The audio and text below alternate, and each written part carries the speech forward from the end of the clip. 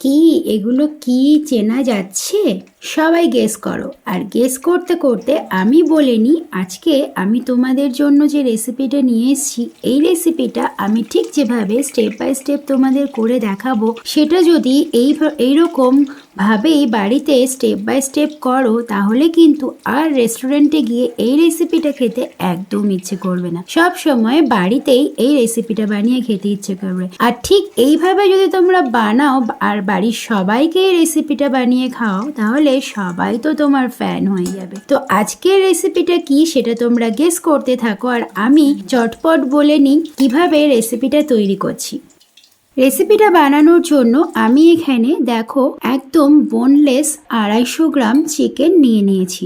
তোমরা চাইলে উইথ বোনও নিতে পারো, তবে বোনলেস হলেই বেশি বেটার হয়। এরপর দিয়ে দিলাম পেঁয়াজ বাটা 2 চামচ, আদা রসুন বাটা 1 চামচ, আর কাঁচা লঙ্কা একদম ঝিরিঝিরি করে কুচিয়ে নিয়েছি 1 চামচ। তবে ঝালটা যে যার স্বাদ অনুযায়ী দেবে। এরপর দিয়ে দিলাম জিরে গুঁড়ো 1 চামচ, তারপর দিয়ে দিলাম হলুদ গুঁড়ো 1/2 চামচ, এরপর দিয়ে দিলাম লাল লঙ্কার গুঁড়ো 1/2 চামচ, নুন দিয়ে দিলাম স্বাদ মতো। আবারও বলছি, লঙ্কার গুঁড়োটা সবাই কিন্তু যা যার স্বাদ অনুযায়ী দেবে, যে যেরকম ঝাল পছন্দ করো। যেহেতু 2 রকম ঝাল দেওয়া হলো, একটা হলো কাঁচা লঙ্কা কুচি কুচি করে কেটে, আর একটা লাল লঙ্কার গুঁড়ো। নেক্সট দিয়ে দিচ্ছি এই জিনিসটাকে মানে রেসিপিটা বাইন্ডিং করার জন্য বেসন। আমি নামটা বলছি না, নামটা সবাই গেস করো। আশা করি এতক্ষণে সবাই বুঝেই গেছো। 3 চামচ মতো বেসন দিয়ে দিলাম, আর দিয়ে দিলাম চালের গুঁড়ো 2 চামচ। এরপর দিয়ে দিলাম একদম কুচিয়ে রাখা ধনেপাতা। ধনেপাতাটা কিন্তু অপশনাল, যদি কেউ মনে করো দেবে না সেক্ষেত্রে এটা স্কিপ করলেও পারো, তবে দিলে বেশি টেস্টি হয়। এবার পুরো চিকেনগুলোকে ভালো করে মেখে নিতে হবে। আর আমি যে চালের গুঁড়ি বা বেসনটা দিলাম সেটা আমি এইটা পুরোটা মাখানোর সময় যদি মনে হয় আর একটু লাগবে সেক্ষেত্রে দেওয়া যেতে পারে, আর যদি না লাগে তাহলে ঠিক আছে। তো মনে হচ্ছে একটু বেসন দিলে ভালো হয়, তো সেই জন্য আমি 1 চামচ বেসন আর 1 চামচ চালের গুঁড়ো আবার অ্যাড করে দিলাম। ভালো করে বাইন্ডিংটা করতে হবে। এবার একটু জল দিচ্ছি। এই সময় রেস্টুরেন্টে কিন্তু এখানে একটা ডিম ভেঙে দেয়, তবে আমি ডিমটা দিই না, কারণ আমার মনে হয়, মানে এটা আমার পার্সোনালি মতামত, আমি ডিম দিয়ে বা জল দিয়ে দুরকম ভাবেই এক্সপেরিমেন্ট করে দেখেছি। ডিম দিয়ে করলে চিকেন পকোড়াটা ভাজার পরে যখন ঠান্ডা হয়ে যায়, যদি একটু বেশিক্ষণ থাকে, তাহলে পরে ঠিকই ক্রিস্পি ভাবটা মানে মুচমুচে ভাবটা ঠিক থাকে না। কিন্তু জল দিয়ে করলে বেশ অনেকক্ষণ ঠান্ডা হওয়ার পরেও কিন্তু ক্রিস্পি ভাবটা থাকে। তো সেই জন্য আমি ডিমটা দিই না, জল দিয়ে করি। তোমরা চাইলে ডিম দিয়ে করতেই পারো।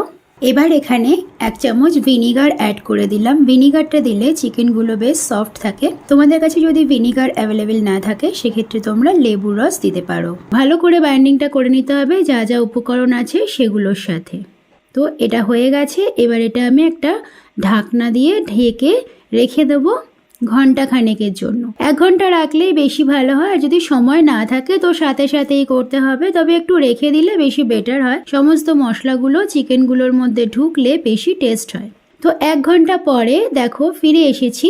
কড়াইতে সানফ্লাওয়ার অয়েল গরম করে নিয়েছি, তবে খুব বেশি গরম করিনি, একটু মিডিয়াম গরম করেছি, না হলে চিকেন পকোড়াগুলো তেলে ছাড়ার সাথে সাথেই ওপরটা লাল হয়ে যায় আর ভেতরটা কাঁচা থেকে যাবে। তো সেই জন্য আমি তেলের টেম্পারেচারটা মিডিয়াম রেখেছি। এরপর চিকেন পকোড়াগুলো এক এক করে ছেড়ে দিচ্ছি, আর শেপটা একটু ভালো করে গোল গোল করার চেষ্টা করেছি যতটা সম্ভব। পকোড়াগুলো কিন্তু ছাড়ার সাথে সাথেই নাড়াচাড়া করবে না। একটু যখন দেখবে পকোড়াগুলো একাই ছেড়ে যাবে, তেলের ওপর ভাজতে শুরু করবে, সেই সময় আস্তে আস্তে করে উল্টে পাল্টে দিতে হবে।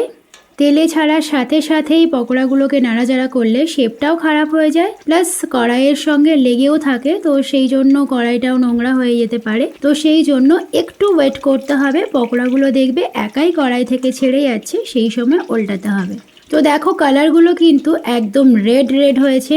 রেস্টুরেন্টে কিন্তু এগুলোতে ওরা রেড ফুড কালার দেয় বা কেউ ইয়েলো ফুড কালার দেয়, তো আমি কিন্তু কোনো ফুড কালার ইউজ করিনি। তো দেখো এমনিতেই কত সুন্দর কালার হয়েছে।